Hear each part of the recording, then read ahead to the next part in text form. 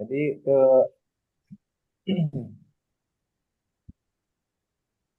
Baik, Bapak Ibu yang tergabung dalam kelompok 3 peserta pelatihan kepemimpinan administrator Angkatan 3 Pemerintah Kota Lubuk Linggau tahun 2025. Kita mulai saja pertemuan kita pada pagi ini. Bismillahirrahmanirrahim. Assalamualaikum warahmatullahi wabarakatuh. Waalaikumsalam Waalaikumsalam warahmatullahi warahmatullahi wabarakatuh. wabarakatuh. Selamat pagi, good morning, ladies and gentlemen. How are you this morning? Uh, Fine. Morning, I'm sir. I'm fine, fine. mister. Thank Thank you, sir. you.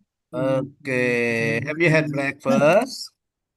Yes. Yes, Breakfast? of Uh, course. Okay. water, white water. Oh, white water. Ya, pure water ya. Oke. Tapi kalau Pak Radiansa kafe ya. A cup of cafe. Eh, Kalau Pak Darohim sudah katanya. Pak Darohim pagi-pagi sudah ya, kopi susu Susu, ya. Pak. Kopi Iya, susu ya Pak Darohim ya. Siapa? Siapa? iya. Ya, kalau kata orang Linggau tuh Mantap. nom piso. Mau Nom hijau. piso, minum kopi susu. Ah, orang Linggau tuh biasanya nyingkat-nyingkat tanya Pak Anton tuh. Ya, Oh, sepur iya. sampai purpai katanya. Nah, Korupsi, purpai. korupsi kata, Pak. Budaya korupsi. Efisiensi Pak Anton, efisiensi. Efisiensi, efisiensi kalimat. Iya. Inilah tuh Pak Anton, Pak Heru, tuh Bu Marina, orang Linggau tuh ngomongnya banyak disingkat, ya. Jadi kalau misalnya minum kopi kudai, nom pidai. Nah, minum kopi susu, nom pisu, gitu. Sepur sampai, purpai, gitu. Nah, gitu ya. Purpai, nah purpai, gitu. Oke, baik Bapak Ibu, ketemu lagi kita di pertemuan kita di agenda ketiga pada hari ini untuk sinkronus keempat, di mana hari ini merupakan hari terakhir kita di pertemuan secara sinkronus ya, atau pertemuan di pembelajaran daring untuk agenda ketiga. Insya Allah besok kemungkinan nanti Bapak Ibu mudah-mudahan tidak bosan 4 hari ke depan tetap ketemu dengan saya nanti. Iya, saya kebetulan mengampu materi agenda keempat. Ya, agenda keempat itu 4 hari. Jadi dari hari Selasa, Rabu, Kamis, Jumat. Nah, jadi selama 4 hari itu nanti setiap pagi kita akan selalu ketemu. Ya, mudah-mudahan Bapak Ibu tidak merasa bosan ya. Ya, oke. Kalau Bapak Ibu merasa bosan ya sudah off-kan saja kameranya ya. Oke, baik. Nah, Bapak Ibu yang tergabung dalam kelompok 3, seperti biasa di awal pertemuan setiap sinkronus kita eh, saya akan memaparkan tentang rencana pembelajaran kita pagi ini selama 2 kali 45 menit atau 2 jam pelatihan. Izin Bapak Ibu saya share screen.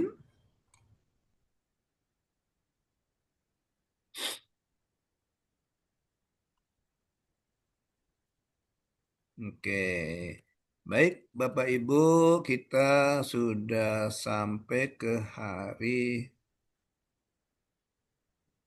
ke-19 hari ini hari ke-18, ini hari ke-19. Ya, oke. Tadi Ibu ini sarapannya apa, Bu? Bu Sustri sarapannya apa, Bu? Bu Marina. Sarapannya apa, Bu? Sarapan. Sarapan air putih, Pak. Belum sarapan. Nanti jam 10, Pak. Oh, air putih. Tapi di teka-teki saya, ya, Bu Marina, itu sarapannya tekwan. Mau Palembang asli ya. Iya, yang Palembang nih ini. Jika Bu Palembang. Marina, Bu Sustri sarapannya tekwan, maka Pak Anton sarapannya nasi uduk. Nah, pertanyaannya, jika Pak Yuda sarapannya mie ayam, maka Pak Faisal sarapannya apa? Ada yang bisa menebak sarapan Pak Faisal? Pak Faisal lagi nih. Pak Faisal lagi OTW kayak nih, coach. Oh Sudah gitu. masuk dalam, sudah masuk ya dalam grup ya? Lagi nyari sarapan dia Pak Yuda. Pak Faisal Oh, lagi nyari sarapan nih. Iya, para dia saya nyari sarapan dia Pak Yan. ya. Pagi Apa lah, jawabannya Bapak Ibu? kabarin. Coba tuliskan di kolom komentar, di Kak kolom Camat, chat. pagi lah. Kopsus tuh ke Camat satu, Camat Kata Timur. kata kuncinya itu, kata kuncinya awal adalah akhir. Awal adalah akhir. Nah, jika Bu Sustri sarapannya tekwan, maka Pak Anton sarapannya nasi uduk. Jika Pak Brata sarapannya mie ayam, maka Pak Faisal sarapannya apa?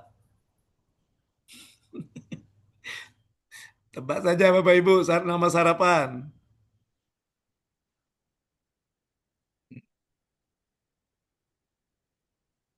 Oke, lemper.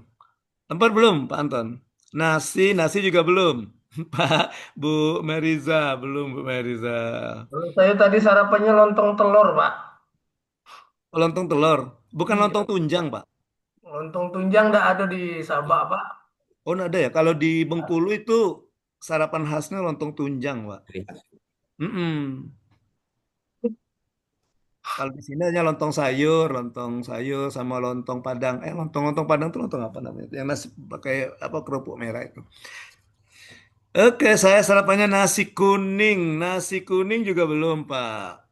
Iya. Oh itu Pak Yuda itu. Yang tanya Pak Faisal ini. Yo, tunggu yang bersangkutan jawab ini, Coach. Jadi benar. Aku Oke, nunggu Pak Heru jawab.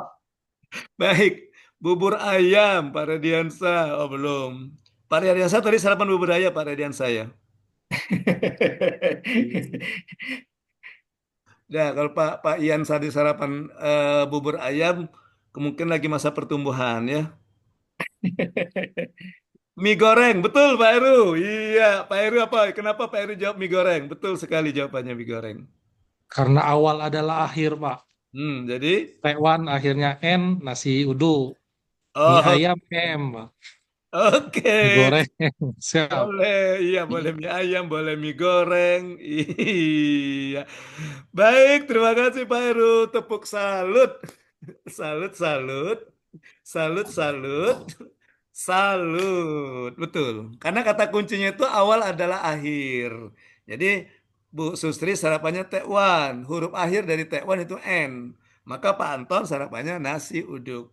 Iya, diawali dengan huruf N. Jika Pak Brata sarapannya mie ayam, diakhiri dengan huruf M, mie ayam. Maka Pak Faisal jawabannya boleh mie ayam, boleh mie goreng, boleh makaroni, ya.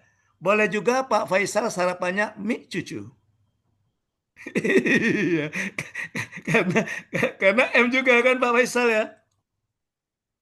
Mana Pak Faisal nih? Iya.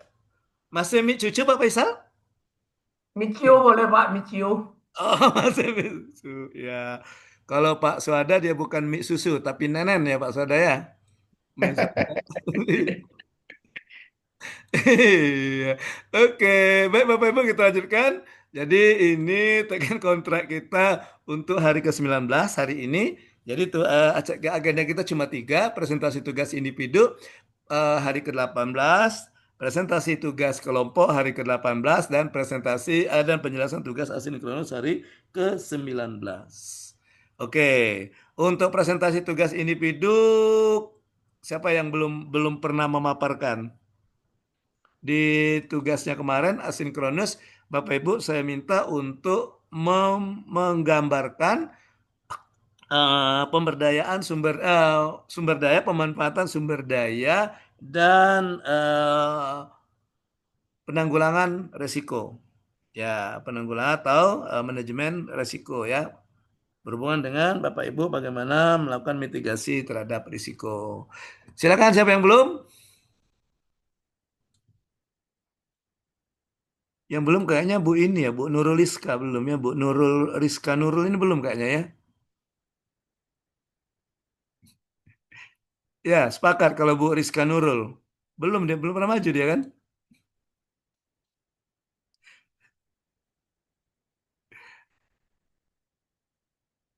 Oke.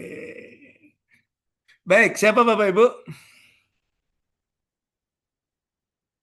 Dan tugas hari ke-18 itu melanjutkan tugas di hari ke-19. Baik, gimana kalau Pak Faisal ya Pak Faisal, coba Pak Faisal.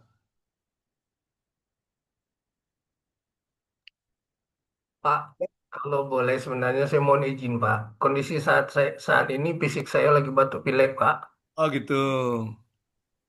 Ya Kalau boleh udah. minta izin, Pak. Oke, digantikan oleh Pak Heru aja, Pak Heru. Ya, Pak. Siapa?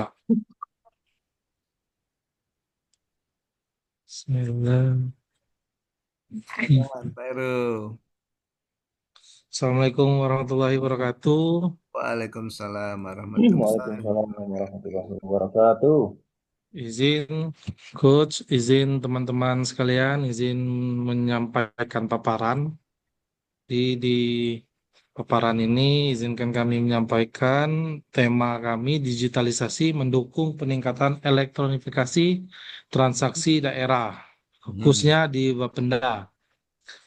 Izin mereview singkat dari tugas pertama ya. Kami ada sedikit miss di esai awal, Pak. Jadi ada judulnya itu tingkat literasi digital ASN dan masyarakat dalam mendukung transformasi digital. Hmm. Jadi ini masih umum. Yang kedua yaitu peningkatan literasi digital ASN dan masyarakat dalam mendukung transformasi digital. Hmm.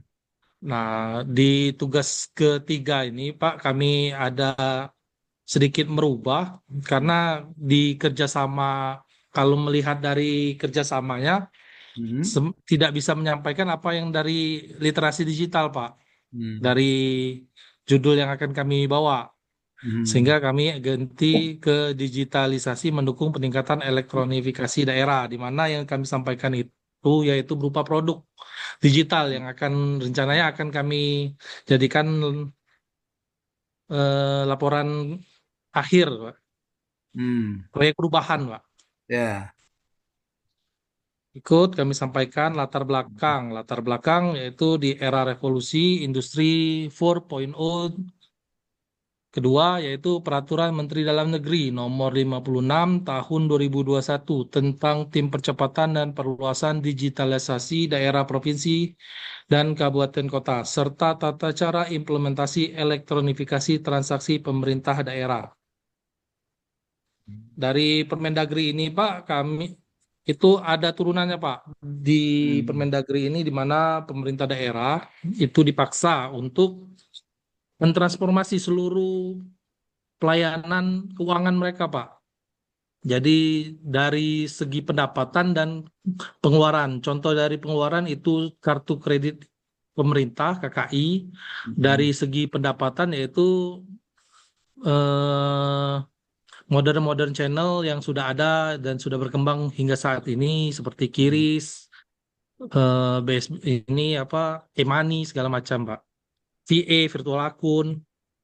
Jadi Hmm. beberapa stakeholder yang terlibat mereview dari sebelumnya, Pak, Bank Indonesia, Bank Sumsel Bubble, e-commerce, Indomaret, Alfamart, Tokopedia, Hmm. BPKAD itu sebagai mitra kita dari pengurus keuangan pemerintah daerah, Pak. Selanjutnya masyarakat. Manajemen penganggaran. Itu dari awal, perencanaan awal kita mempersiapkan, Pak, di akhir tahun agar tersedia anggaran untuk diinduk. Jadi di akhir tahun 2024 kita persiapkan anggaran minimal untuk kegiatan tersebut, Pak. Jadi kami persiapkan yaitu perjalanan dinas dan makan minum rapat. Hmm. Itu untuk di induk, Pak. Selanjutnya di penganggaran, adapun di bulan keempat yaitu di pergeseran kami persiapkan apabila sudah fix dan sudah kita koordinasikan apa-apa yang harus kita siapkan, maka bisa kita optimalkan untuk penganggaran di tahun berjalan agar tidak terlalu banyak silpa, Pak, di tahun berjalan tersebut.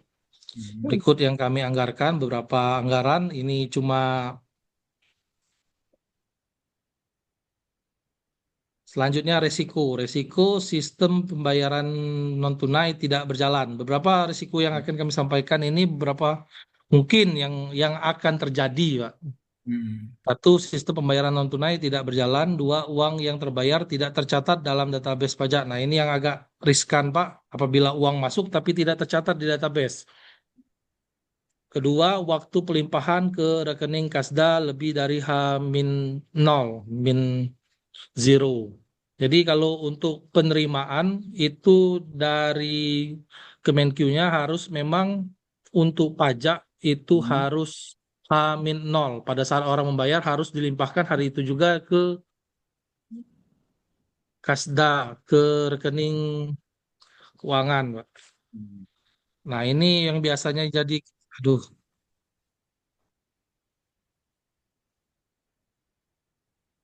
ini yang menjadi kendala kita biasanya pada saat,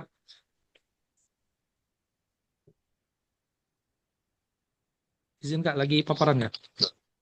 Izin Pak, lagi paparan nggak? Bentar Kak ya, gue telepon lagi. Siap, siap Pak.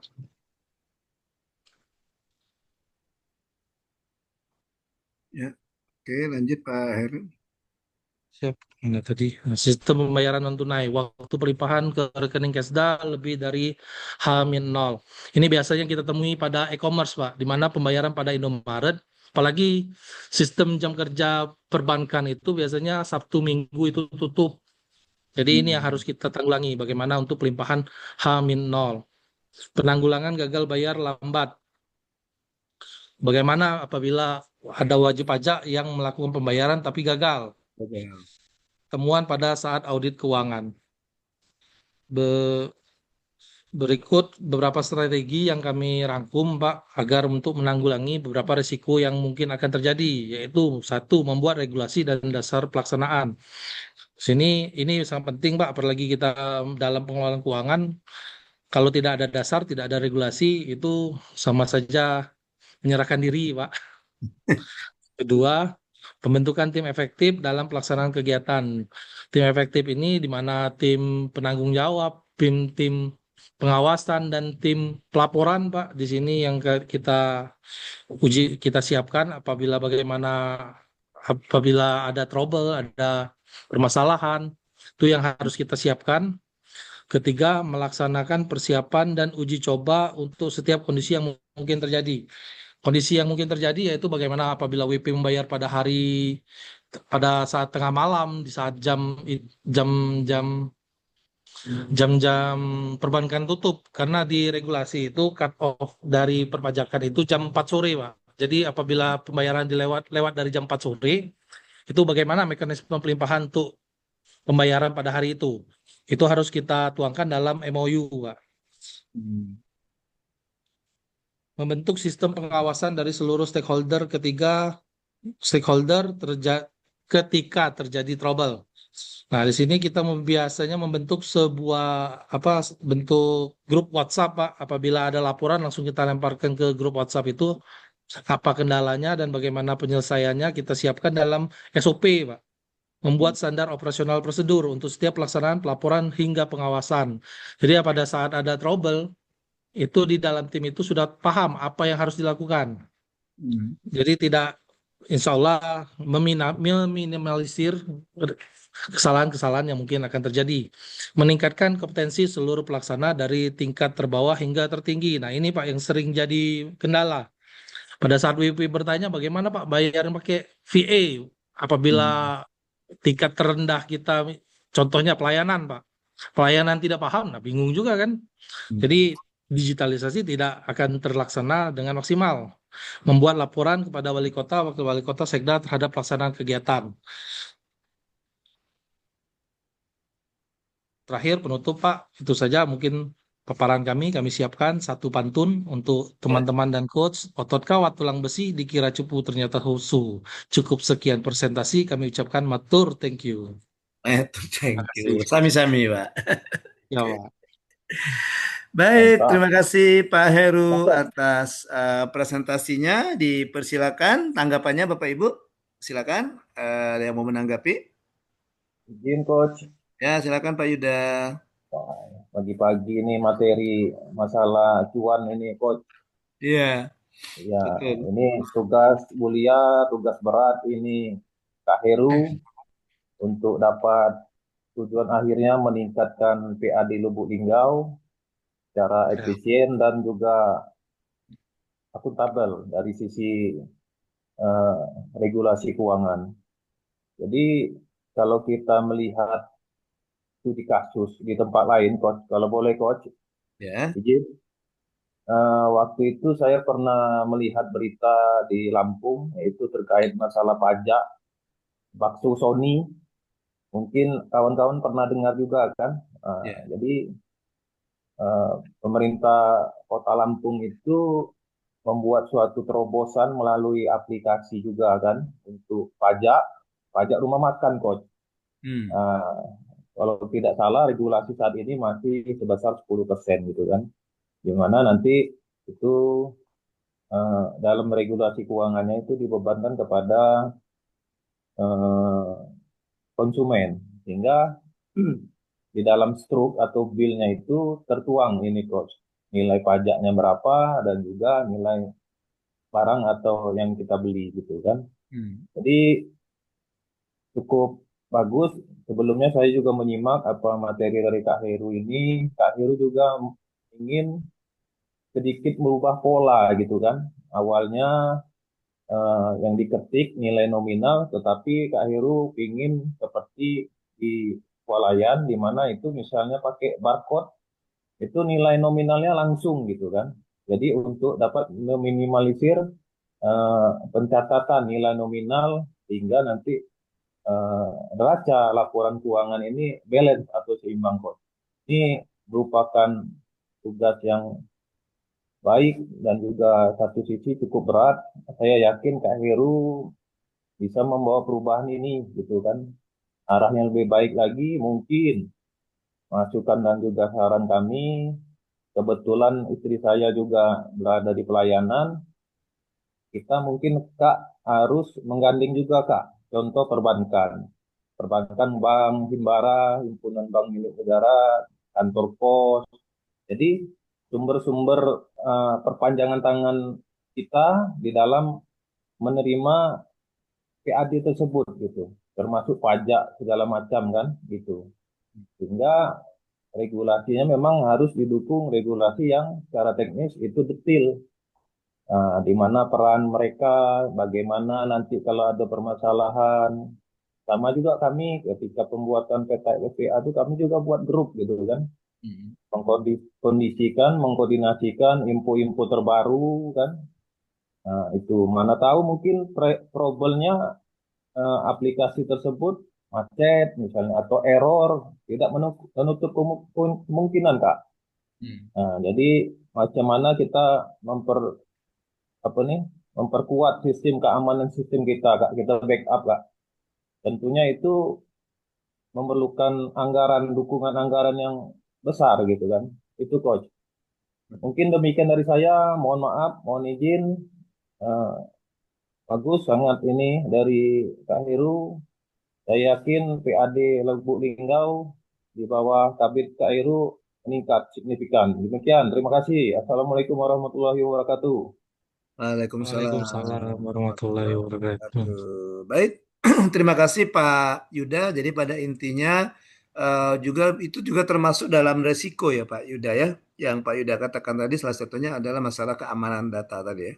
Ya, Keamanan. risiko ini, Coach. Ya, terhadap resiko. Dan itu Kemudian bisa dari jadi sisi mungkin audit dari eksternal BPK pasti mengejar itu, Coach. Karena saya juga pernah jadi bendahara kan, pasti dilihat mereka gitu kan.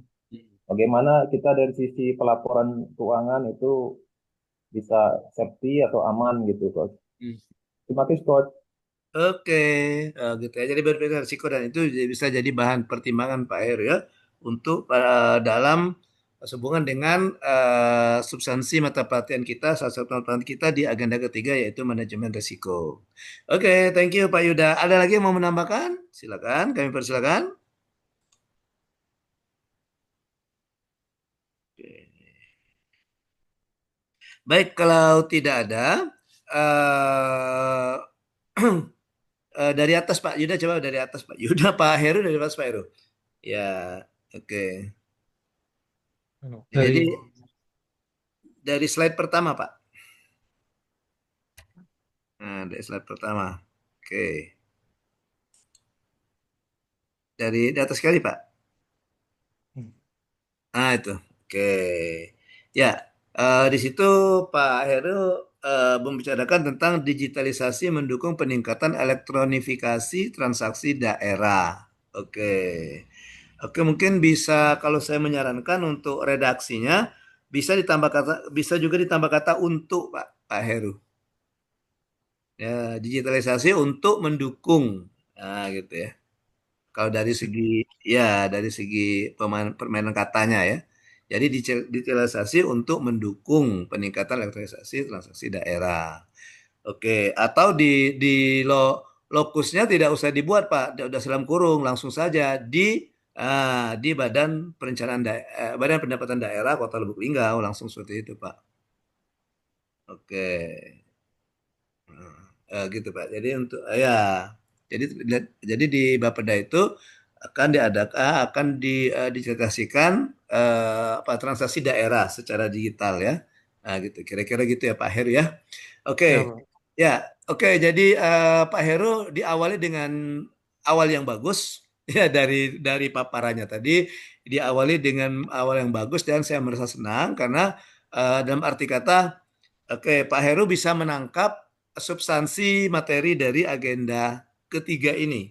Ya, karena Pak Heru tadi sudah cerita diawali bahwa di review, oke, di hari-hari terakhir ini, bukan di pertemuan yang terakhir ini, baru pertemuan ketiga kemarin ya, pertemuan ketiga kemarin baru Pak Heru bisa paham bahwa pembelajaran kita ini tentang ini loh, gitu. Dalam arti kata langsung mengerucut seperti saya ingat kata Pak Anton kemarin ya, langsung mengerucut ya gitu.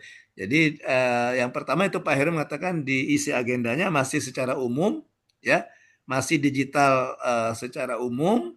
Oke, bagaimana jadi istilahnya tuh yang Pak Heru yang pertama itu masih bersifat deskriptif saja gitu ya. Jadi kalau saya lihat Ya, essay Pak. itu Pak Heru mendeskripsikan bagaimana sih literasi digital ASN dan masyarakat khususnya di ASN pemerintah Kota Lubuk Linggau dalam mendukung transformasi digital. Transformasi digital. Jadi perpindahan dari non digital ke digital gitu. Itu transformasi digital. Oke. Kemudian yang kedua sebenarnya sudah nyambung juga ini Pak Heru ya. Tapi juga betul masih selalu umum juga. Yang kedua, peningkatan literasi digital. Nah, dari EC agenda terpapar bahwa tingkat literasi digital ASN itu seperti ini. Kemudian Pak Heru berpikir gimana sih cara meningkatkan literasi digital. Kemudian baru yang ketiga baru banting setir Pak Heru ya. Bingung baik Ya, Pak. bahasa satu yang ketiga kan. Ini gimana ini? Susah cari stakeholdernya, Pak, kalau Iya literasi betul. digital, Pak. Suka cari stakeholdernya. Kemudian juga ini juga terlalu umum karena keseluruhan ASN kayaknya ini kan. Iya, Nah, Pak, siap, Pak. maka yang ketiga baru Pak Heru batasi ke lokusnya. Lokusnya sudah berubah. Tempatnya sudah langsung ke lokus organisasinya Pak Heru. Kemudian ya apa perubahan yang akan dilakukan ya itu juga berubah. Tapi tetap mengarah ke literasi digital karena kemarin Pak Heru juga sudah cerita bahwa bidang Pak Heru itu memang sangat diperlukan literasi digital ASN-nya ya karena berhubungan semua aplikasi itu larinya ke tempat Pak Heru gitu. Aplikasi-aplikasi yang ada itu larinya ke tempat Pak Heru gitu, ke bidang Pak Heru. Ya, jadi sudah mulai mengerucut di sesi mendukung peningkatan elektronik daerah. Ya. Nah, kemudian yang ini karena sesuai dengan topik pembelajaran kita kelompok kategori ketiga manajemen keuangan dan manajemen risiko, maka Pak Heru sudah memaparkan tentang khusus yang dua itu saja. Benar Pak Heru ya. Jadi kita tidak membicarakan lagi tentang hubungan kelembagaan, tentang membangun akuntabilitas kinerja atau juga bagaimana ya berbicara tentang standar pelayanan gitu. Tapi kita langsung ke yang dua mata pelatihan, manajemen keuangan negara dan manajemen apa namanya itu risiko. Risiko. Oke, nah bisa dilihat mungkin slide selanjutnya yang kelima atau keempat itu yang berkaitan tentang keuangan ya manajemen anggaran. Nah di sini sudah tergambar anggarannya, ada anggaran dasar kata Pak Heru tadi, anggaran awalnya ya. Oke, oke. Jadi cuma perjalanan dinas dan makan minum rapat ya. Kemudian the next selanjutnya Pak Heru, nah, baru nanti untuk penganggaran yang dibutuhkan, jadi di situ ada anggaran wajib, ada anggaran perjalanan dinas, makan minum rapat, ATK dan acara seremoni launching kegiatan. Oke.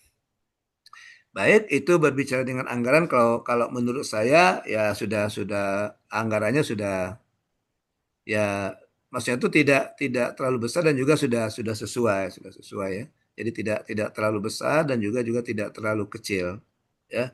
Karena betul pada saat launching kita perlu juga untuk mengundang stakeholder gitu ya.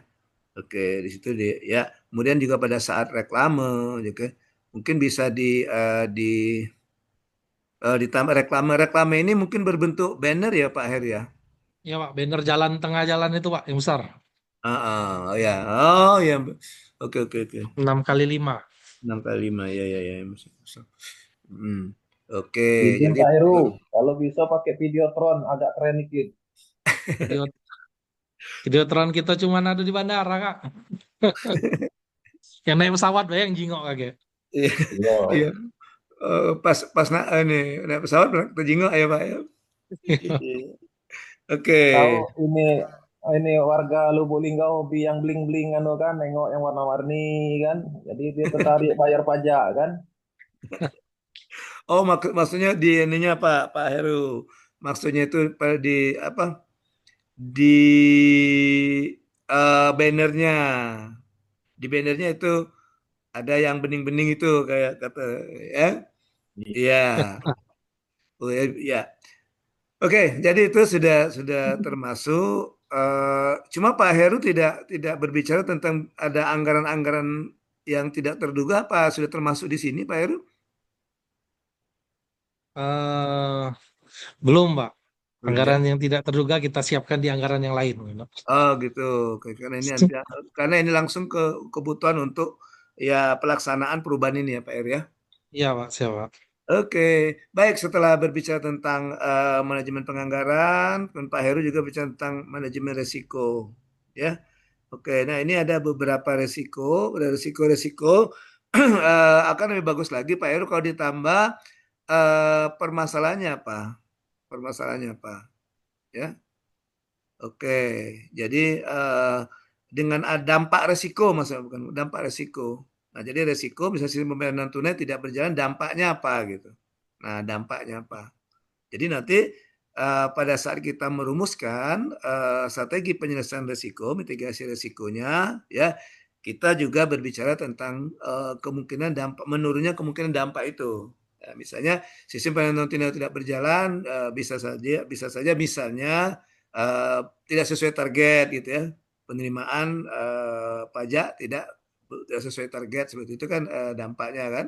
Oke, kemudian untuk mengatasi itu, nah ya bila perlu di dampak juga ada Pak Heru membawarkan tentang semacam data lah, ada data yang mendukung di situ, ya. Oke. Kemudian uang yang terbayarkan tidak tercatat, nah itu ya dampaknya apa dengan adanya uang terbayarkan itu? Mungkin akan terjadi apa? Mungkin akan ada terjadi ke selisih perhitungan atau apa gitu kan? Dan Ya, seterusnya. Kemudian untuk strateginya membuat regulasi betul Pak, saya juga sepakat Pak. Membuat regulasi dan dasar pelaksanaan, ya. Oke, ya kadang-kadang ya orang tuh nanya regulasinya mana gitu. Ya kayak oke, membuat regulasi dan itu yang menjadi dasar kita pengambil kebijakan, ya. Oke. Kemudian membentuk tim efektif dalam pelaksanaan kegiatan, ya. Ini nanti kalau misalnya ini mau dijadikan aksi perubahan, strategi ini bisa juga include dalam kegiatannya, dalam pentahapan istilah milestone-nya, dalam milestone-nya, ya. Jadi misalnya membentuk tim efektif dalam pelaksanaan kegiatan. Nah, itu bisa jadi nanti dalam salah satu pentahapan kegiatan awalnya, ya. Karena ya. nanti tim itu nanti yang berhubungan dengan pembuatan regulasinya, gitu. Ya, artinya Pak Heru menunjukkan jiwa kepemimpinan Pak Heru bahwa pembuat regulasi dan pelaksana itu bukan Pak Heru sendiri yang bekerja, tapi bagaimana Pak Heru menunjukkan jiwa kepemimpinannya dalam memberdayakan tim, ya. Oke, kemudian jadi dimulai dari pembentukan tim. Nanti kalau di milestone, kalau ini bisa ini kan kita bicara secara global, secara umum kan. Oke, kemudian melakukan persiapan uji coba. Oke, dengan kondisi yang mungkin terjadi. Jadi kayak semacam simulasi sepertinya ini. Ya, Siap Pak. simulasi. Sebenarnya sepertinya simulasi. Jadi Pak Heru mensimulasikan bisa jadi untuk mengatasi resiko apa tadi? Resiko yang menurut Pak Heru tadi bisa jadi yang termasuk tidak tercatat tadi ya. Oke, atau ini sistem pembayaran non tunai tidak berjalan yang pertama tadi. Nah, kita Iya, Pak. simulasikan gimana kalau dia tidak berjalan, gimana? Gitu. Oke, oke. Kemudian sistem pengawasan, betul Pak, perlunya ada pengawasan, ya. Oke. Kemudian membuat SOP. Nah, ini juga nanti tadi juga saya mau bicara itu, membuat SOP. Ini merupakan suatu kebijakan, suatu pelaksanaan kegiatan baru, ya, bentuk baru dari pelayanan kita dan kita harus siapkan SOP-nya, ya. Oke, meningkatkan kompetensi pegawai. Nah, juga ini termasuk kompetensinya termasuk ya ini tadi termasuk ke yang di tugas Pak Heru yang kemarin dan isi agenda itu bagaimana meningkatkan literasi digital. Masyarakat. Iya. Ya, ya, ya. Bagaimana meningkatkan literasi digital. Kemudian membuat laporan itu pada segi pelaporannya. Oke, terima kasih Pak Heru ya. Pak Ya, Yuda Pak. bisa eh, berpantun juga seperti Pak Heru. Bisa lah ini coach, kalau ditantang tuh harus melawan kan. Oh gitu. Jangan diam. Jalan-jalan ke kota Jambi. Cakep. Asik, cakep. Jangan lupa ke Gentala Arasi. Cakep. Peserta dari Jambi, jangan lupa dihormati dan disegani. Kalau kami di Linggau Pak Heru tidak lagi pakai istilah cakep kita Pak Heru ya. Kalau di Linggau kan beda, pakai istilah juara. Iya. Oh, Kawat tulang besi juara. Jaro. Ikan dulu, Juara. coach. Juara Pak, bukan juara Pak. Kalau juara lain lagi Pak. Juara kalau bahasa Linggau itu risau Pak. Oh, risau artinya, coach Asal ya. jangan jadi risau, asal jangan jadi juara. Jangan jadi Iya, iya. iya. Oke. Nah, coach. Mantap, Oke. Heru. Semangat, Baik, Heru. terima kasih Pak Heru Saputra. Satu lagi Ya, yang Pak. paparan tugas individu, silakan. Setelah ini baru kita kelompok. Kita belum pernah di kelompok, coba sekali-sekali hari ini kita coba di kelompok. Siapa yang individu? belum ada orang yang maju ini ya. Iya. Atau saya anu aja sih, Pak Radian saya coba ya. Pak Radiansa sudah kemarin ya. Oke, boleh Pak Radiansa. Kemarin kan belum belum begitu mahir share screen kan. Nah, sekarang hari ini tunjukkan Pak Radiansa kalau sudah mahir share screen. Coba Pak ya. Iya, coba Pak, kita coba Pak.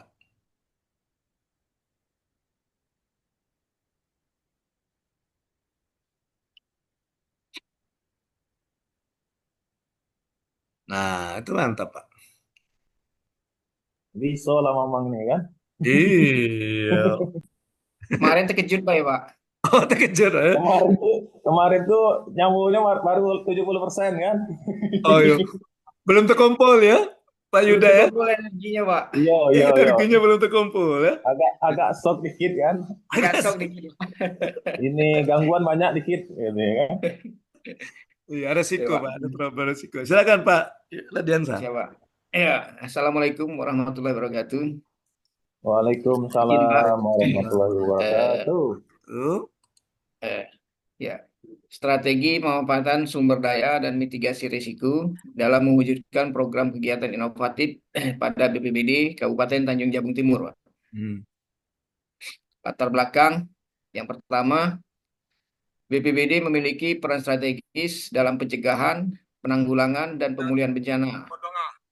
Selanjutnya, tantangan wilayah karhutlah, banjir rob, banjir luapan sungai, dan cuaca ekstrim. Hmm. Selanjutnya, diperlukan juga strategi untuk pemanfaatan sumber daya dan mitigasi risiko untuk mendukung program inovatif. Tujuan yang pertama, untuk mengoptimalkan pemanfaatan sumber daya manusia, dana, teknologi, dan jejaring kerja. Mengidentifikasi dan mengurangi risiko yang menghambat program inovatif. Selanjutnya, mendukung program atau kegiatan yang efektif, efisien, dan berkelanjutan. Strategi pemanfaatan sumber daya manusia, yang pertama dengan melakukan pelatihan dan sertifikasi TRC, Pak, tim reaksi cepat, relawan, ataupun staf dari BPBD. Yang kedua, pembentukan tim inovasi lintas bidang, dan melakukan kolaborasi dengan perguruan tinggi dan lembaga riset lainnya.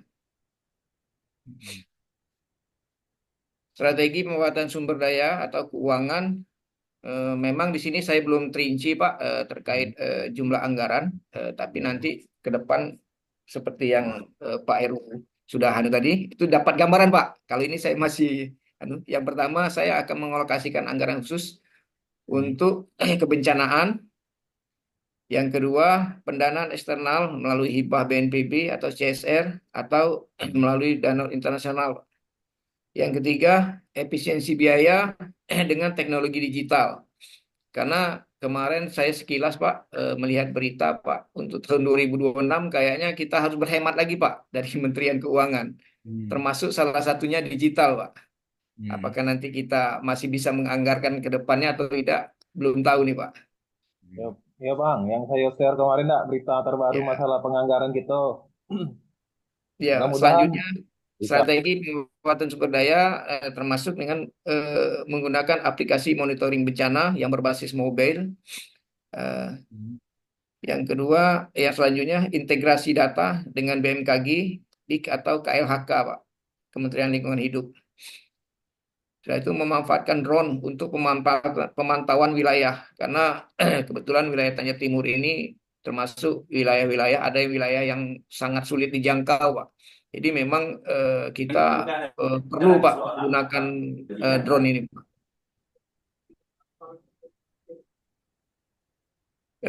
Strategi pemanfaatan sumber daya melalui jejaring dengan melakukan MOU dengan swasta, LSM ataupun media. Selanjutnya berkolaborasi dengan komunitas lokal untuk sistem peringatan dini dan melakukan kerjasama Dinas Kominfo untuk penyebaran informasi cepat. Karena di Tanjung Jabung Timur ini Pak, untuk informasi kami semua UPD masih bekerja sama dengan Kominfo Pak.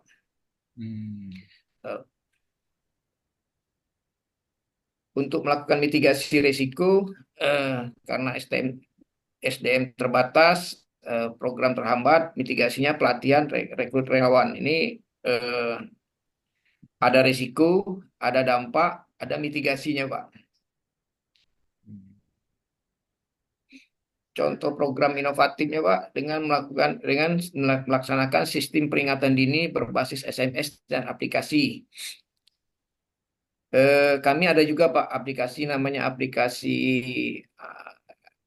kayak aplikasi sistem untuk melaporkan kebencanaan itu Pak, kadang-kadang terhambat. Jadi masih menggunakan WA juga Pak, kadang-kadang Pak. Masih menggunakan SMS juga. Sudah itu pusat data kebencanaan terintegrasi. Sudah itu sekolah aman bencana. Maksudnya ini Pak, sekolah aman bencana ini ada sosialisasi ke sekolah-sekolah mulai dari SMP atau SMA itu terkait dengan kebencanaan, Pak. Selanjutnya dengan melakukan patroli bersama, selain manual, kita juga akan menggunakan drone seperti yang saya bilang tadi, Pak, untuk memantau daerah-daerah yang tidak terjangkau, karena daerah kami ini 80%-nya hampir gambut, Pak. Dan di gambut itu tuh masih banyak juga binatang-binatang liar, terutama buaya, Pak. Selanjutnya saya akan berusaha untuk kampung siaga bencana digital, Pak. Jadi sudah ada relawan-relawan Destana di setiap desa itu yang kami bentuk, Pak. Cuman memang belum berbasis digital. Penutup,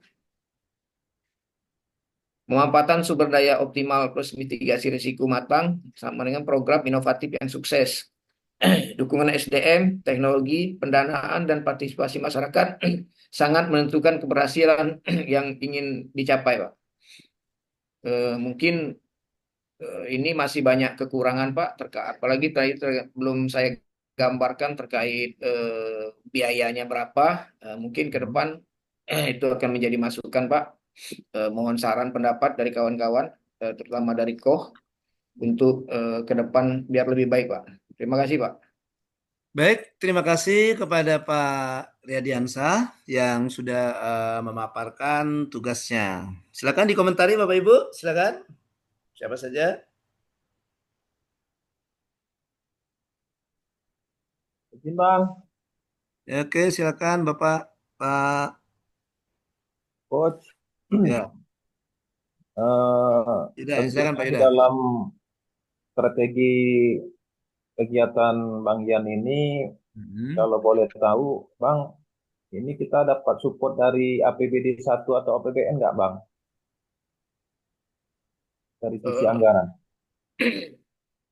dari APBN ada, cuman Ada. memang ada regulasi-regulasi yang harus kami penuhi dulu.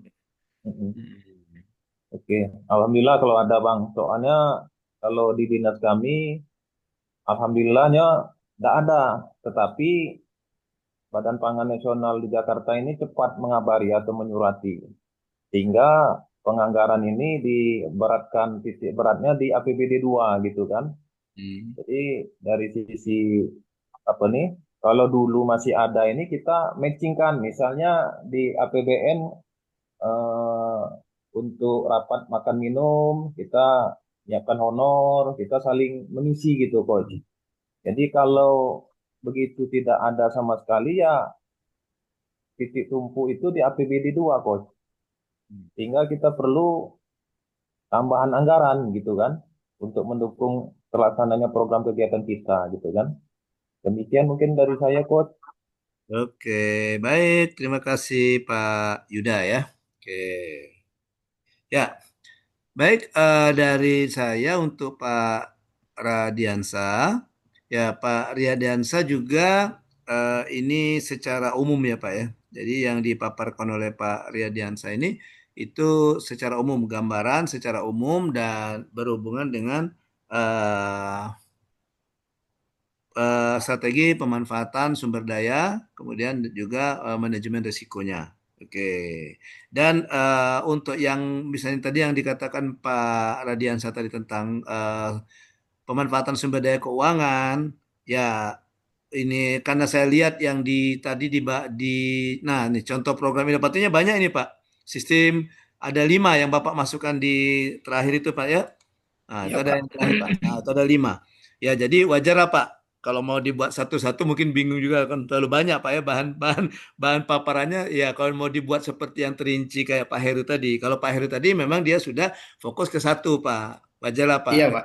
Jadi enggak masalah, enggak masalah ya. Oke, Siap. bukan bukan buat kecurangan karena Pak Radiansa juga sudah di ini ya tadi coba di slide terakhir tadi. Slide terakhir tadi Pak Radiansa coba ke bawah lagi Pak. Lagi Pak. Oke, nah ini kan ada ada 5 kan, ada 5 Iya kan. Pak. Nah, nanti laju apa ya? Kalau misalnya paparan di sini ya nanti seolah Pak Redis paparan dengan siapa ya? Iya pengambil kebijakan anggaran ya. Ya makanya ya wajar enggak usah lah enggak dia dimasukkan ya. Kalau Pak Erick tadi memang dia sudah fokus satu gitu ya. Nah, jadi Pak Radiansa ini berbicara secara umum bagaimana di eh, Dinas Penanggulangan Bencana ya Pak ya. Badan Penanggulangan Bencana Pak ya, di Badan Penanggulangan Bencana Daerah, oke, dalam pemetaan sumber daya dan pengendalian risiko. Nah, gitu Pak Radiansa ya. Ya jadi Siap Pak. banyak itu ada 5 ya. Artinya nanti satu-satu mau dijelaskan Pak. Iya Ya. Pak. Anggaran. Ya, makanya Pak Radiansa sudah benar lah ngambil dari judulnya juga sudah masih umum kan, judulnya juga belum mengerucut, belum juga masuk kemana dia. Ya, oke. Jadi kita langsung saja ke Siap. pemanfaatan sumber daya SDM-nya dulu Pak. Ya, menarik sekali yang Pak Radiansa ini. Jadi pemanfaatan sumber dayanya ada sumber daya SDM, ya sumber daya teknologi dimasuk oleh Pak Radiansa. Nah, coba Pak ke sumber daya SDM-nya dulu Pak. SDM ke sumber daya SDM ya. Oke, dari lagi Pak, atas lagi. Ya, satu kali lagi. Ini Pak. Nah, atasnya lagi, Pak, atas lagi. Yang sumber daya manusianya, Pak. Nah, di situ ada dikatakan, nah ini, oke, bagaimana strategi dari Badan Penanggulangan Bencana Daerah ya di tempat organisasinya Pak Radiansa itu memanfaatkan sumber daya dalam rangka implementasi dan rangka pelaksanaan dari inovasi yang disampaikan di awal tadi, Pak. Nah, gitu. Ya, kalau bisa ada kesempatan paparan lagi, akan lebih bagus lagi Pak kalau Pak Radiansa yang inovasi yang 5 tadi yang pada seperti terakhir itu letakkan di awal Pak.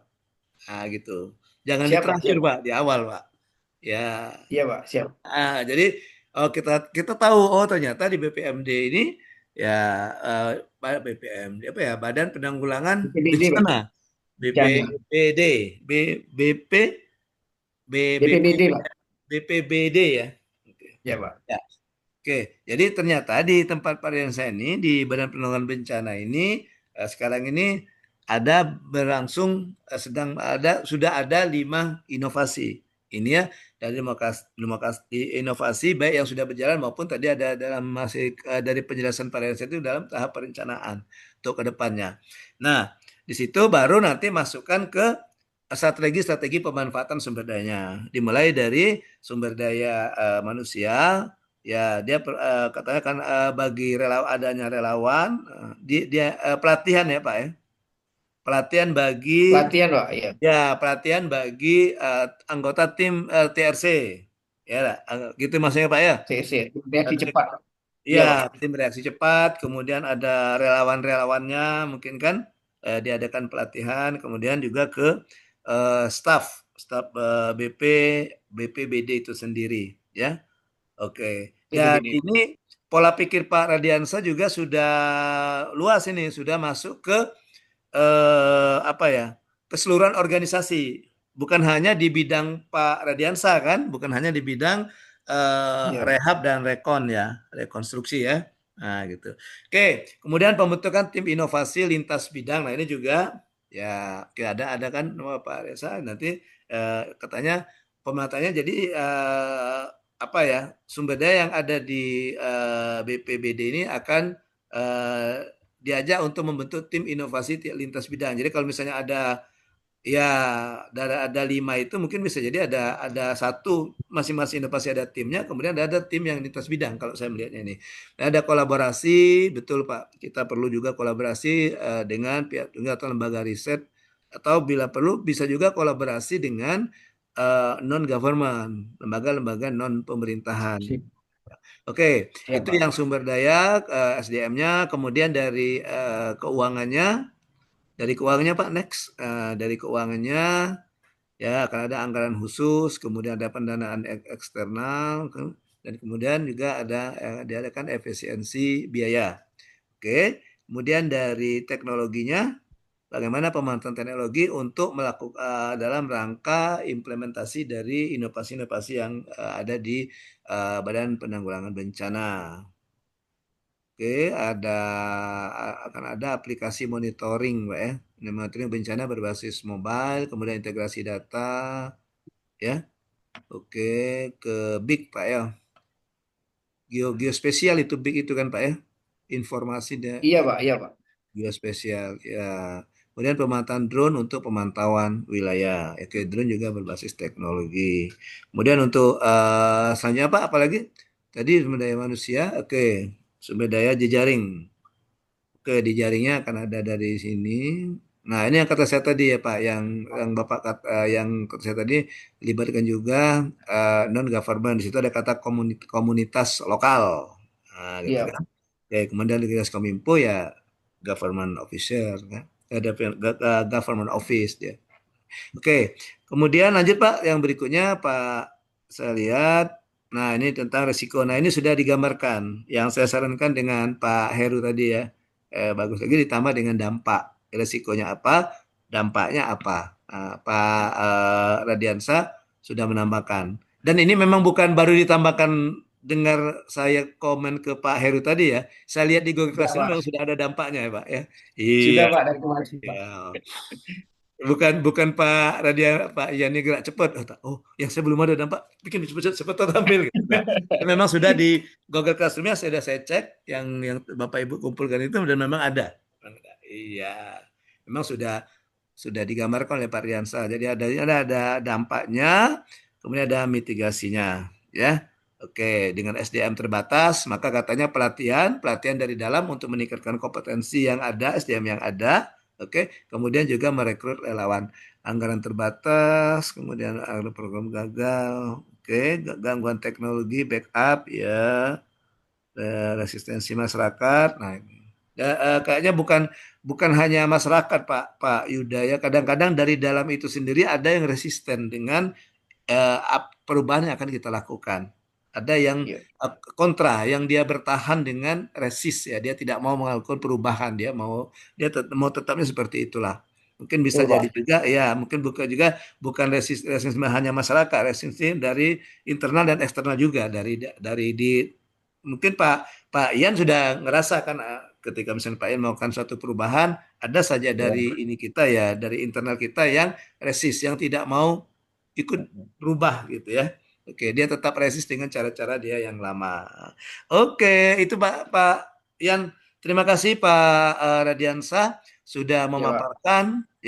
memaparkan tugasnya pemanfaatan sumber daya dan manajemen risiko. Nah, jadi dua orang ini saya rasa cukup ya, karena sudah bisa mewakili. Kalau Pak Heru tadi mewakili khusus ke bidangnya, kalau Pak Ian ini ke organisasinya, ya. Oke. Baik, terima kasih untuk Pak Heru dan Pak Ian.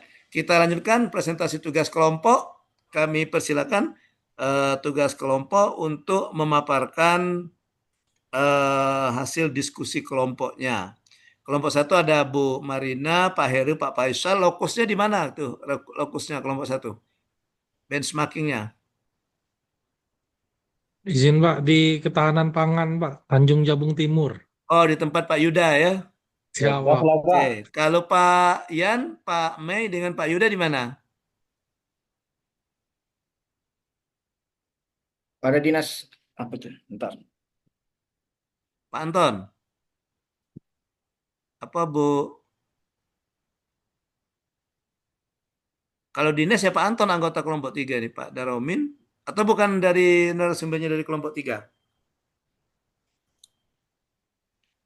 Kalau kelompok 3 kemana dia?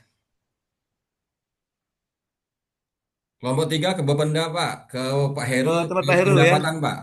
Oke. PBB kita angkat, Pak. Oke. Baik, kita eh, putar balik. Biasanya dari kelompok 1, kita dari kelompok 3 ya. Oke, silakan kelompok 3. Kelompok 3 siapa nanti siapkan siapa yang jadi penyaji dan siapa yang moderatornya. Oke. Anton.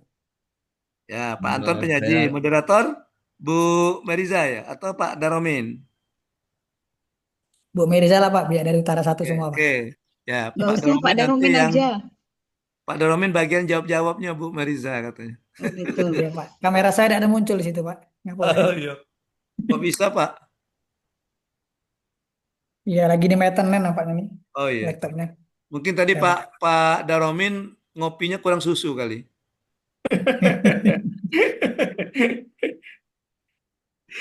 Oke, silakan Bu Mariza dibuka presentasinya, diskusinya.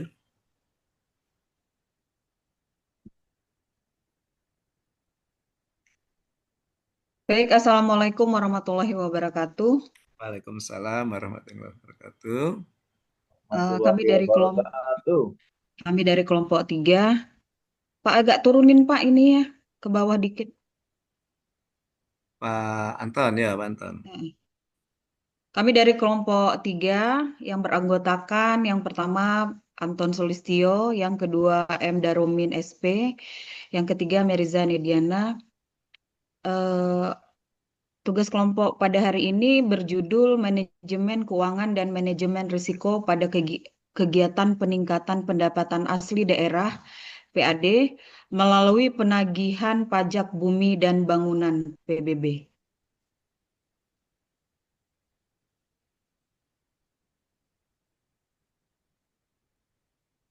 Profil Bapeda Kota Lubuk Linggau. Badan Pendapatan Daerah Bapenda adalah OPD yang mempunyai tugas mengelola pendapatan daerah terutama dari retribusi, pajak daerah dan pendapatan sah lainnya.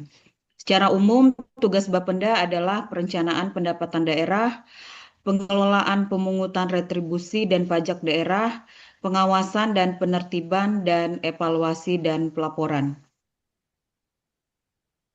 Manajemen keuangan dan manajemen risiko pada kegiatan peningkatan pendapatan asli daerah atau PAD melalui penagihan pajak bumi dan bangunan. Pendapatan asli daerah merupakan sumber pembiayaan utama pemerintah daerah untuk mendukung program pembangunan dan pelayanan publik. Salah satu komponen yang cukup signifikan adalah PBB. Optimalisasi penagihan PBB menjadi strategi penting, namun memerlukan pengelolaan keuangan yang terencana serta mitigasi risiko agar target tercapai tanpa menimbulkan masalah hukum, administrasi, atau kepercayaan publik. Konsep manajemen keuangan dalam penagihan PBB adalah A. Perencanaan. Penetapan target penerimaan berdasarkan potensi objek pajak, penganggaran biaya operasional, penagihan, surat teguran, sosialisasi, insentif petugas, pemilihan metode penagihan, door-to-door, sistem online, atau melalui bank dan pos. Pelaksanaan distribusi surat pemberitahuan pajak terhutang SPPT, penerapan mekanisme pembayaran non-tunai untuk efisiensi dan transparansi, koordinasi antar instansi badan pendapatan daerah, kelurahan atau desa, dan perangkat wilayah. Pengendalian monitoring realisasi penerimaan harian, mingguan, bulanan, audit internal terhadap aliran penerimaan laporan kinerja penagihan secara periodik. Manajemen risiko pada penagihan PBB, identifikasi risiko. Yang pertama, risiko administratif, yaitu data objek, subjek, pajak tidak akurat, kesalahan input. Risiko kepatuhan, yaitu wajib pajak menunggak atau enggan membayar. Yang ketiga, risiko operasional, yaitu keterlambatan distribusi SPPT atau gangguan sistem. Risiko hukum, yaitu prosedur penagihan yang melanggar ketentuan peraturan. Dan terakhir, risiko reputasi, yaitu hilangnya kepercayaan publik karena dugaan pemungutan liar. Next. Analisis risiko meningkatkan tingkat kemungkinan, likelihood, dan dampak impact dari masing-masing risiko untuk menentukan prioritas penanganan. Strategi mitigasi yang pertama, perbaikan basis data objek dan subjek pajak secara berkala. Yang kedua, sosialisasi dan edukasi wajib pajak tentang manfaat pembayaran PBB. Penerapan sistem pembayaran digital untuk menghindari risiko penyalahgunaan dana. Pengawasan lapangan dan mekanisme pengaduan masyarakat.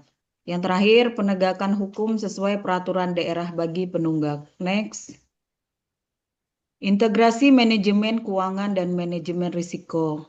Agar optimalisasi penagihan PBB berjalan efektif, penganggaran harus mempertimbangkan risiko, misalnya alokasi cadangan, biaya untuk penagihan paksa, atau pemutakhiran data. Sistem monitoring realisasi penerimaan dilengkapi dengan indikator risiko, contoh rasio tunggakan terhadap target. Audit dan evaluasi menjadi bagian dari siklus keuangan dan manajemen risiko. Next. Penutup, keberhasilan peningkatan PAD melalui penagihan PBB sangat tergantung pada sinergi antara manajemen keuangan yang efisien dan manajemen risiko yang efektif dengan perencanaan matang, penggunaan teknologi, serta pengawasan yang transparan. Pemerintah daerah dapat meningkatkan penerimaan PBB sekaligus menjaga kepercayaan masyarakat. Demikianlah Pak pemaparan kami. Jika ada teman-teman yang ingin bertanya, dipersilahkan. Baik, dipersilakan kelompok 1 dan kelompok 2.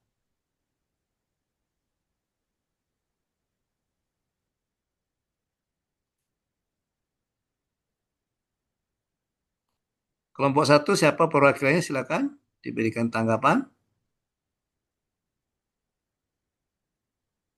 Kayaknya udah Kati Pak yang nak bertanya nih. Izin menanggapi, Pak. Ya. Oke. Sebenarnya jadi narasumber, jadi ini penanggap juga nih, Pak. Iya, iya kan Double beda kelompok, honor. enggak apa-apa, Pak. Kan beda kelompok, Pak. Kelompok. Tim analis Jadi ya. Cocok lah Pak Heru, bidang Pak Heru itu. nambah sedikit. Jadi memang PBB ini Pak pajak yang paling unik, Pak, dibanding ke pajak-pajak yang lain. Karena musuhnya masyarakat. Kalau pajak resto enak, dia ini pengusaha Pak. Dia Ya. melanggar kita tutup, dia masalah. Wong dati yang ini Kalau Hmm. PBB ini kita agak ngegas wong melawan. Kita agak selu wong ndak bayar, Pak. Hmm. Didiam ke duitnya ndak dibayar, dilari ke wong. Nah, jadi betul lah Pak, banyak nian resiko-resikonya di PBB ini.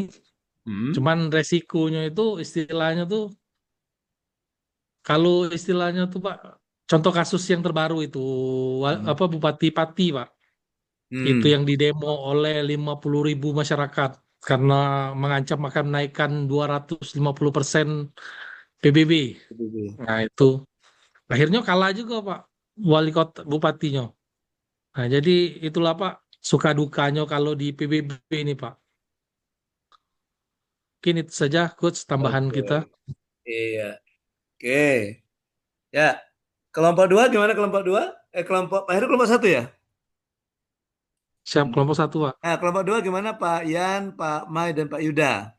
Izin, Coach. Hmm? Izin. Apa nih, Kak Ibu Aja Meriza, saya dari kelompok 2, bersama juga dengan anggota, ini Bapak Yan dan juga ini Kakak Mai Suada. Oke, kami kelompok 2 ini. Dengan ya Kak Suada menanggapi mungkin dari tugas kelompok yang sudah dipaparkan oleh Ibu Ajah Meriza terkait mungkin juga ini PAD melalui pajak bumi dan bangunan. Kami walaupun bertugas di Kabupaten Tanjung Jabung Timur, tetapi warga Kota Jambi. Jadi, Coach, Hmm. di sini inovasi-inovasi yang saya lihat untuk bagaimana Pemko atau Pemkot Jambi ini menaikkan PAD pajak bumi dan bangunan ini ada beberapa strategi yang kalau saya lihat kan. Hmm. Pertama, mereka menggandeng instansi lain seperti tadi kan, Himbara, Himpunan Bank Milik Negara, termasuk BUMN juga, PT Pos, kemudian juga yang yang lain yang tentunya bersinggungan dengan masyarakat. Hmm. Jadi mereka melebarkan sayap, perpanjangan tangan Bapenda, intinya sama-sama mengolek uang masyarakat ini terkumpul ke dalam satu sistem. Hmm. Tentunya juga ada insentif yang dilakukan pemerintah ini kepada petugas pengumpul pajak. Jangan sampai mereka cuma melihat aja kan, ngumpul tugasnya tugas berat, kata kayak Heru kan, tapi tidak dapat insentif. Nah, itu perlu peningkatan kesejahteraan juga, mungkin didasari oleh Perwal atau Perda, hingga jelas. Termasuk juga juru parkir. Kalau di kami di Kota Jambi, Pak, sudah bisa non tunai juru parkir, Pak. Coach, bayar pakai QRIS. Jadi 60% masuk PAD, 40% masuk ke juru parkir. Jelas pembagiannya. Jadi, dan hal ini juga menjadi titik tumpu pengawasan dari KPK juga, Coach. Ini Kak Heru ya. Terutama kita di dalam pengumpulan uang-uang masyarakat dan juga termasuk juga penggunaannya harus tepat sasaran. Pun begitu juga dengan program-program dan kegiatan kita yang kita lakukan di dinas masing-masing.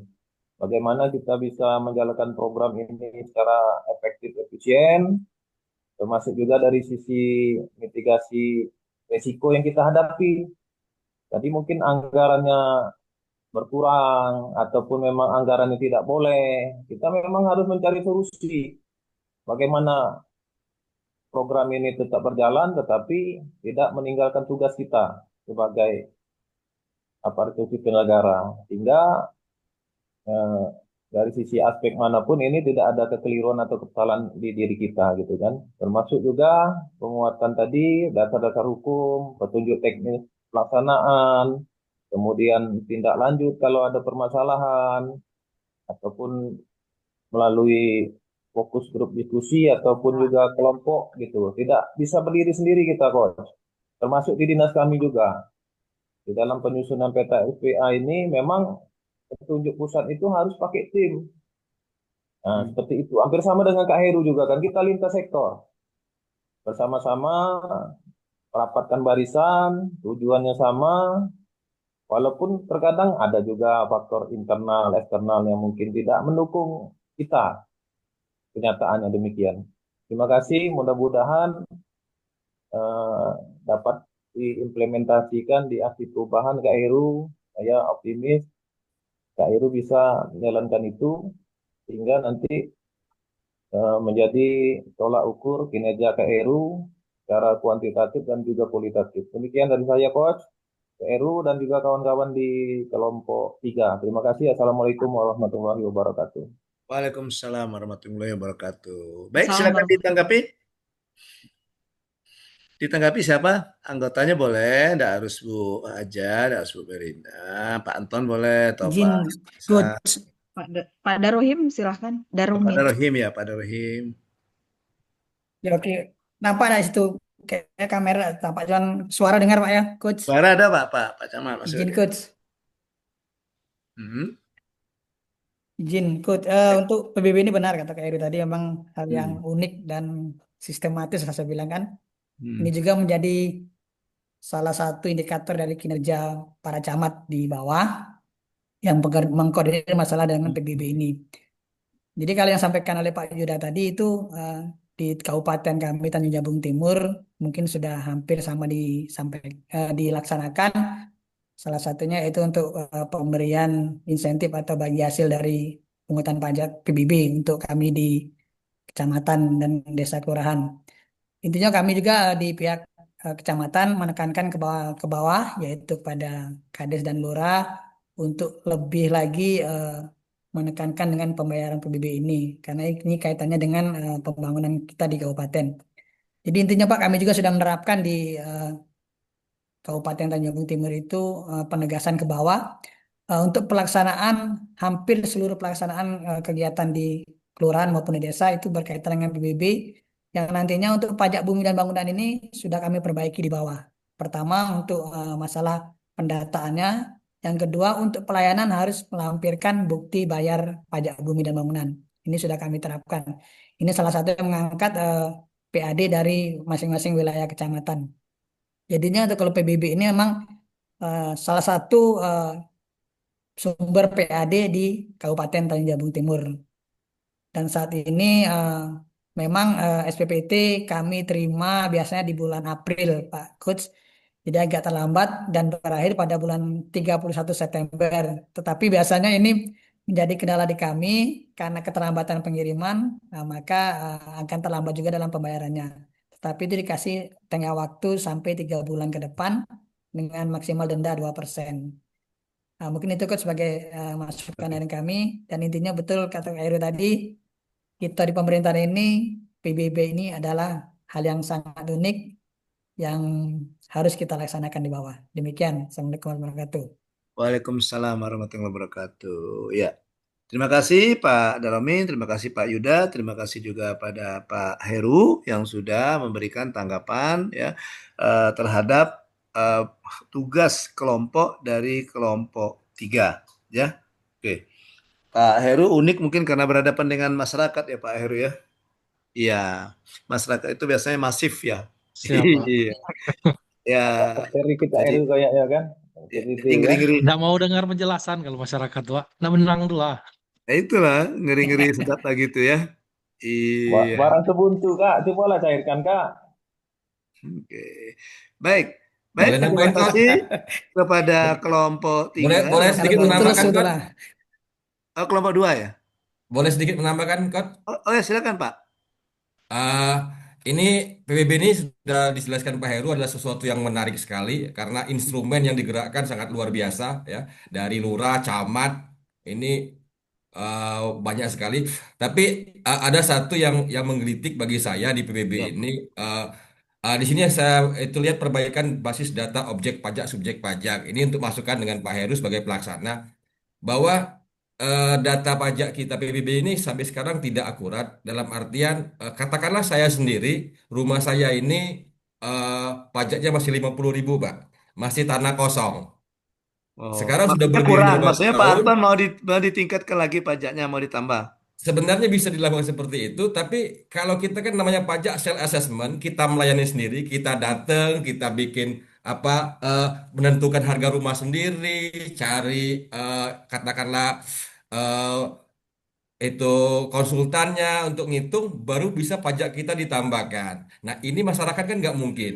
Dia beli tanah kosong, pajaknya bertahun-tahun sampai mungkin rumah itu hancur, masih tanah kosong. Padahal ini sebuah potensi, tapi ini memang harus luar biasa. Pemerintah menetapkan pajak baru dengan rumahnya. Lubuk Linggau Utara 2 ini Pak dulu tanah kosong semua. Sekarang sudah rumah semua. Kalau itu di apa di datanya diperbarui, tapi tidak self assessment, tidak kita data sendiri, bikin sket gambar sendiri, kita ngerap sendiri. Nah, ini masyarakat mungkin keberatan, bisa meningkat berkali lipat. Saya kira itu saja, Pak, hal yang menggelitik bagi saya. Saya ASN bayar pajak tanah terus, tapi kalau mau urus sendiri kayaknya repot. Tapi kalau ditetapkan mungkin eh, kita mau bayar pajak motor 200.000 yang harga 2 juta kita mau, apalagi rumah yang kita tempati ini tinggal Iya. bentuk kecintaan kita kepada negara, bentuk bayar PBB. Saya kira itu aja sarannya, Pak.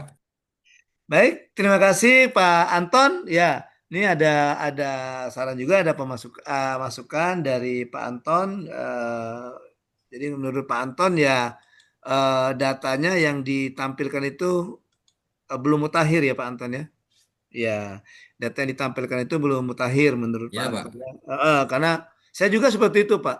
Perasaan saya dari tahun tahun berapa itu pajak saya itu 38.000 atau apa gitu.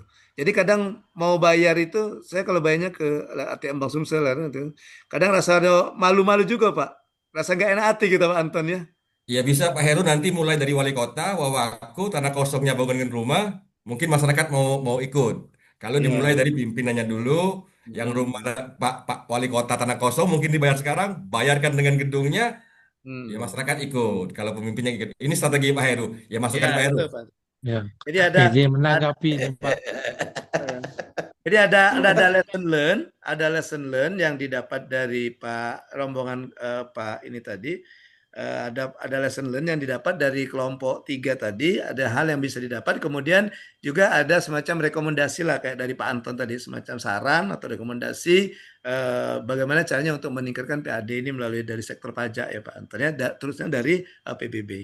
Oke, silakan siapa tadi Pak Heru? Siapa menanggapi Pak dari ini tadi? Jadi sebenarnya kalau kita dari Bapenda itu Pak, setiap tahun itu pendataan itu terus. Hmm. Nah, jadi flashback sedikit, Hmm. kami jelaskan sedikit. Jadi ada dua jenis pajak itu Pak. Satu self assessment, dua official. Hmm. Nah, self assessment itu pajak yang dilaporkan sendiri dan langsung membayar sendiri.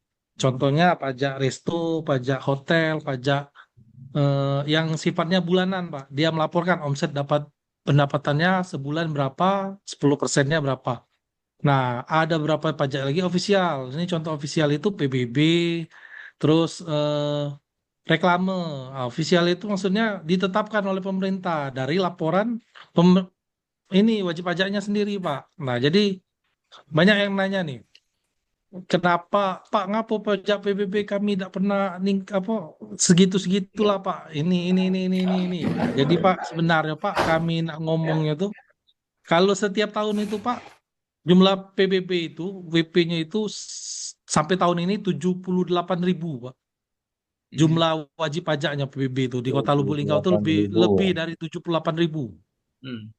Nah, jadi dari 5 tahun terakhir ini yang sudah kita update, itu update-nya tuh yang potensial, Pak. Yang di jalan protokol. Sepanjang jalan protokol itu kita sudah update.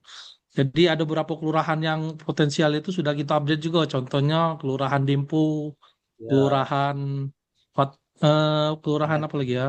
Jawa Kanan. Nah, itu yang istilahnya tuh yang S Pak ya, S sudah juga padat padat kan? penduduk, Pak. Ya. Nah, jadi Jalan utama mungkin Kak Heru ya. iya, kalau Batu Urip ini kan ngapa belum kita jadi ke target karena memang masih banyak tanah kosong dan kita juga nak update-nya juga susah, Pak. Hmm. Nak Oh, nyari Bapak Kapit di Badurip. Iya, kadang tuh ini kita tuh aset datang Kak Heru di ke situ banyak Kak. rumah-rumah wong itu nak update, cuman rumahnya terkunci, Pak. Nah, dan itu juga kadang tuh dari pihak kelurahan dan RT juga peran aktifnya tuh kurang, Pak. Contohnya izin Kak Mais Fuhada, aku nih laporan sedikit, malu aku nih sebagai warga Ya, Batu siap, Urip. siap, bro. Siap, Realisasi siap. PPP kita tidak pernah lebih dari 20%. Untuk utara dua, Pak ya.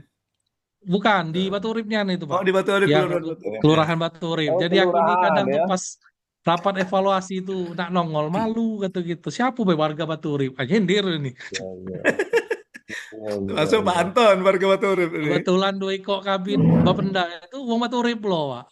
Si konyol ada Kak Anton. Dulur Panton Edi. enggak lo, dulur Panton enggak lo. Nah, jadi Akses kalau Kak untuk Heru banyak update juga itu gitu dah. sudah kita anggar ke.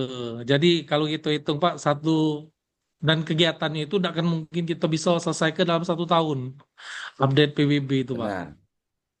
Karena 78.000 kalau kita mau update semuanya itu Pak, seluruh ASN Kota Lubuk Linggau jumlahnya 4.000.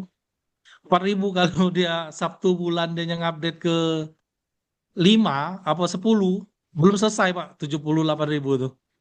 Mungkin itu saja Coach tambahan dari kami. Oke, ya itu termasuk juga kan kendalanya ya Pak ya. Iya. Oke, baik, menarik sekali tanggapannya, menarik sekali juga diskusinya ya. Oke, saya rasa cukup untuk tugas kelompok ya. Untuk kelompok 1 dan 3 kita pre-memori aja ya. Siap, Coach. Karena Ya. masalah pajak Ya. nih, mantapnya saya tertarik juga, Coach. Ya. Jadi Ayo, ceritanya tadi Pak main. Anton nih kita prioritaskan beda. Kak Heru, di duluan di Hah? data supaya naik pajaknya. Macam mana tuh? Dia udah baca naik sebatas setengah siko-siko tuh Kak. Samparan biasanya. Itu langkahnya kita naikkan dulu perwalnya atau perda pajaknya kan, zona nilai tanah. Lah Karena sudah naik Kak. iya berarti Kak Heru nih itu damai orangnya. Masalah target itu nomor 2 kan, yang penting yang pengusaha besar dulu ditangkap, dinaikkan kan, gitu dah pola pikir Kak Heru kan, NKRI kan. Itu tadi yang dikatakan Pak Heru tadi menghadapi masyarakat ini kan. Kaget dinaikkan, nah diprotes pula ya Pak Heru ya. Iya. Oh, demo. Iya kena demo gitu. Gara-gara Nah, ya wali kotanya turun kayak di apa nih kan, Ponorogo iya. ya Kak ya. Iya, jadi serba ini kan harus hati-hati ya. Seperti kita mengambil jarum atau benang di dalam tepung kata orang tuh kan. Iya, harus pelan-pelan. Oke, saya rasa cukup ya untuk presentasi kelompok sudah diwakili kelompok 3. Ya, enggak apa-apa ya kelompok 1, kelompok 2 kalau kita pre-memori saja ya.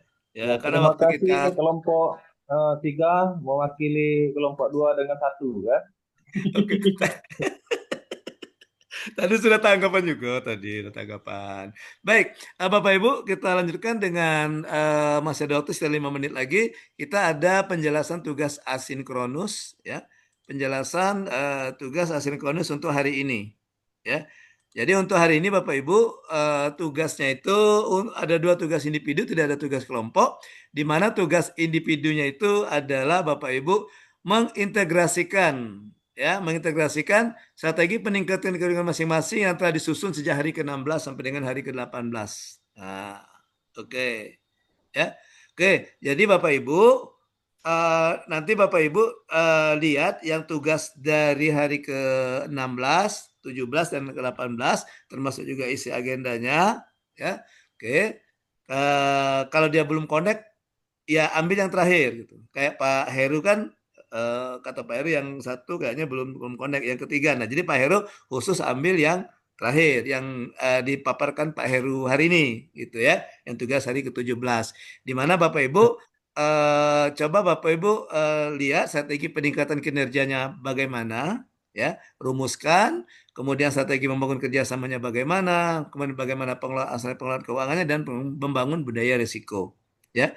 Dari rencana perubahan yang akan Bapak Ibu lakukan untuk meningkatkan kinerja organisasinya. Itu kalau per bidang seperti yang Pak Heru. Kalau yang seperti Pak Ian tadi lebih kompleks katanya Pak Rediansa. Pak Rediansa lebih kompleks karena dia lebih ke organisasi. Jadi kalau untuk Pak Ian bisa saja saya sarankan ambil saja satu biar tidak terlalu kompleks bahasanya, biar tidak terlalu banyak.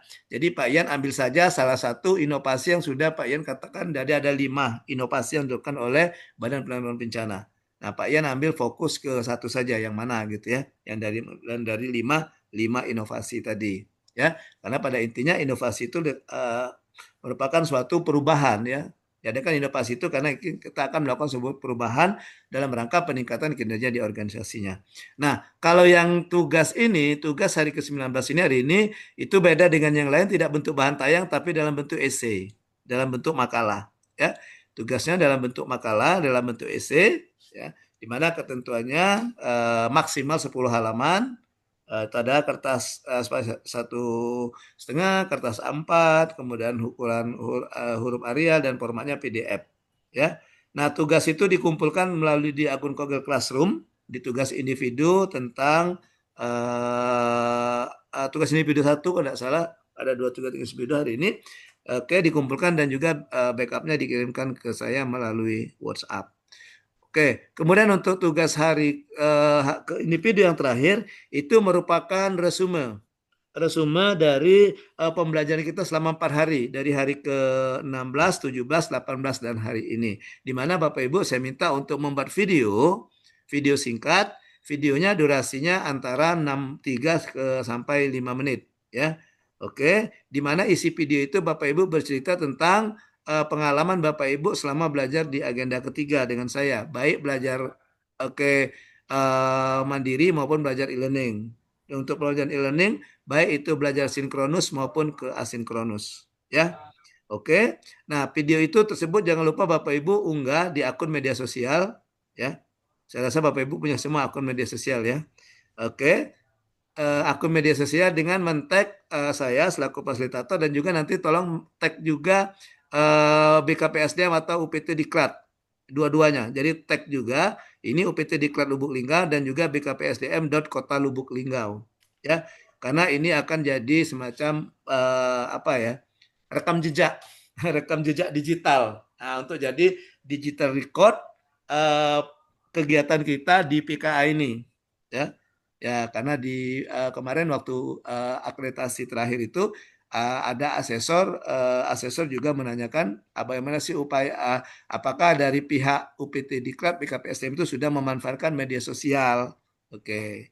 Sudah tapi belum dimanfaatkan sepenuhnya. Maka sekarang baik apapun pelatihannya, apakah itu PKP, PKA ataupun Latsar yang langsung ke LAN, itu kami minta untuk kalau videonya di akun di media sosial, kemudian ada kan di tag dengan lembaga diklatnya ya. Oke, jadi silakan kalau tag saya di YouTube ini nama akunnya, ya. Oke, nah Bapak Ibu di YouTube rekaman kita, yang pertemuan kita 4 itu ada rekam saya upload di YouTube. Kalau Bapak Ibu mau melihat, mau menonton ulang boleh di situ, ya, sebagai rekam jejak ya. Ya, siapa tahu besok-besok ya anaknya Pak Heru nanya kan, Papa sudah ikut PKP yo, sudah PKA ya, sudah mana bukti? Nah ini ada di YouTube, nah gitu, iya, jadi rekam jejak, ya, oke, Ada jejak digital kan? rekam jejak digital, itu di YouTube atau di akun Instagram, kalau ada di Instagram ini, kalau mau nge-tag saya, kemudian ini di Facebook, ya, saya sudah berteman dengan Pak Yuda di Facebook, iya, kalau tidak salah sudah berteman kita Pak, atau di TikTok Pak, lupa. Di TikTok Pak. Oh di TikTok ya, ini di TikTok, Tiba-tiba iya. muncul di beranda saya kan. Oh gitu ya. Nah, Nggak VIP sengaja. bukan? Belum ya, belum Iya. VIP. Yang mana itu Pak? VT mana Pak? Makan apa nih? Snack apa kue Oh kue ya, buah-buahan tuh? Lupcup. Ya, Pak. Itu dari jogging kemarin Pak, beli di TOS. Ya. Kayaknya terkonek langsung kan ikatan batin kan Oh di gitu. Nah nanti kalau misalnya Pak Yuda di TikTok, di tag saja saya di situ tadi, di akunnya.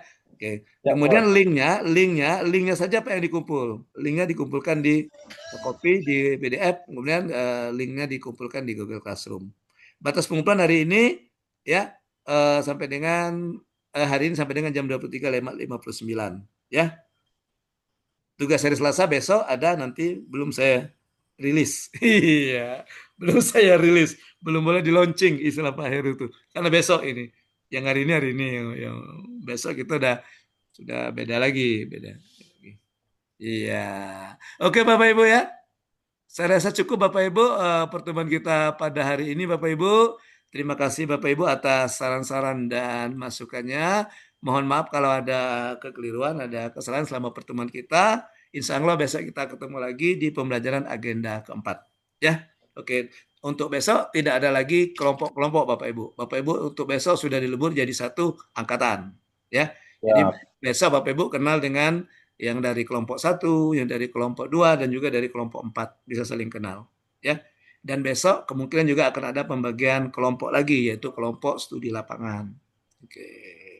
Baik Bapak Ibu, saya rasa cukup. Terima kasih. Mohon maaf kalau ada kesalahan kehilapan selama pertemuan kita 4 kali di sinkronus pembelajaran agenda ketiga ini.